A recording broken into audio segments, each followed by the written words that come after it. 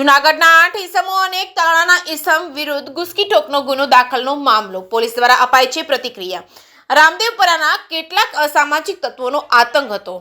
2014 થી અત્યાર સુધી તમામ પ્રકારના ગુના કરેલ છે।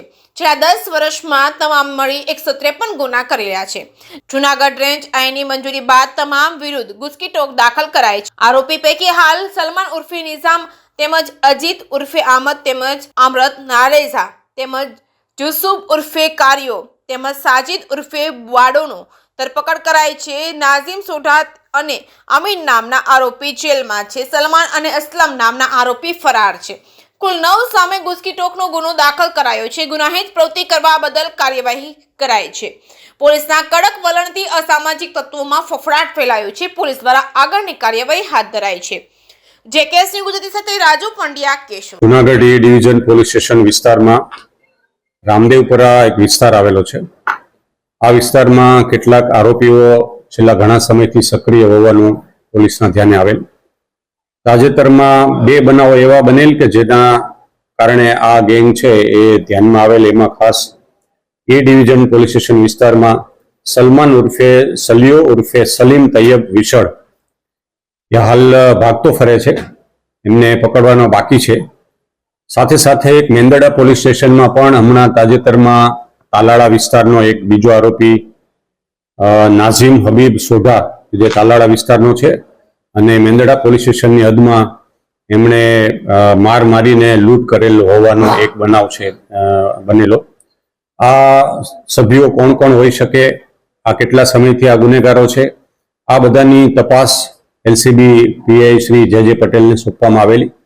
ત્યારબાદ આ ગેંગ દ્વારા અલગ અલગ ગુનાઓ છેલ્લા લગભગ 2014 થી શરૂ કરીને આજ દિન સુધીમાં છેલ્લા 10 વર્ષમાં એમણે તમામ પ્રકારના, જેમાં લૂંટ, ખૂનની કોશિશ, ખૂન, ધાડ, આ ઉપરાંત ખંડણી, હથિયાર અને દારૂ જુગારના અસામાજિક પ્રવૃત્તિઓના અને નાની મોટી ઈજાઓના પણ પુષ્કળ પ્રમાણમાં ગુનાઓ હોવાનું ધ્યાનમાં આવેલ, જેની એક પ્રપોઝલ કરીને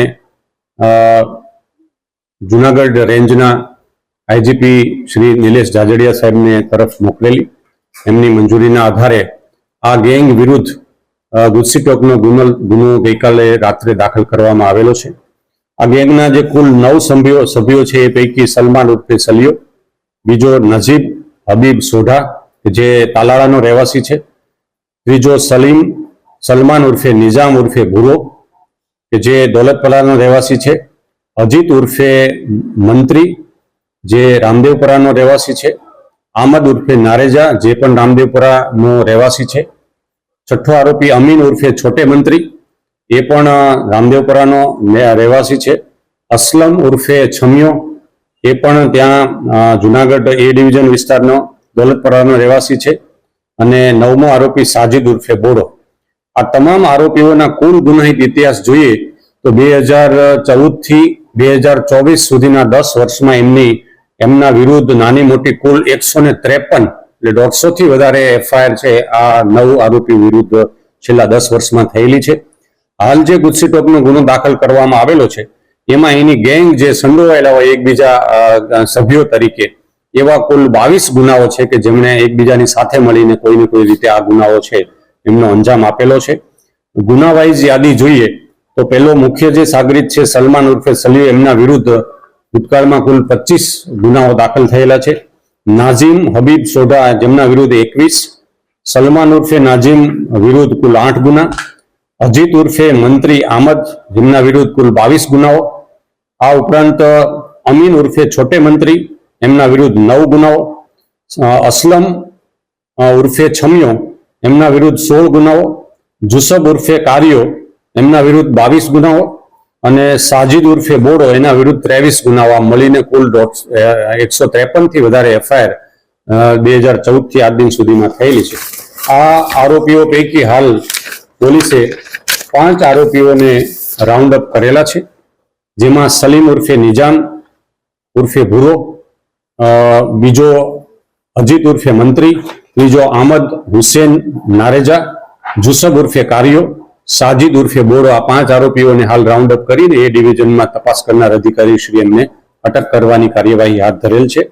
બે જે આરોપીઓ છે આ ગેંગના, જેમાં નાજીબ હબીબ સોદા તાલાળાનો એ હાલ જેલમાં છે, જે મેંદડા પોલીસ સ્ટેશનમાં જેમના વિરુદ્ધ લૂંટ અને મારામારીનો ગુનો દાખલ કરેલો છે એમાં હાલ પોલીસ રિમાન્ડ ઉપર છે. બીજો આરોપી અમીન ઉર્ફે છોટે એ પણ હાલ જેલમાં છે. બે આરોપી પકડવાના બાકી છે જે ફરાર છે એ પૈકી સલમાન ઉર્ફે સલિયો અને અસલમ ઉર્ફે છમિયો, આ બંને આરોપીઓને શોધખોળ માટે હાલ પોલીસની ટીમો પાડેલી છે. ગુનેગારો વિરુદ્ધ વધારે કાયદાકીય રીતે કડકાઈ થાય એના ભાગરૂપે આવા જે સંગઠિત રીતે ગુનાઓ કરી રહ્યા છે એવા ઈસમો વિરુદ્ધ વધારે કડકાઈ થાય એના માટે આ ટીમ છે એ કામ કરી રહી છે અને બાકીના જે બે આરોપીઓ છે એને પકડવા માટેની તપાસ હાલ ચાલી રહી છે.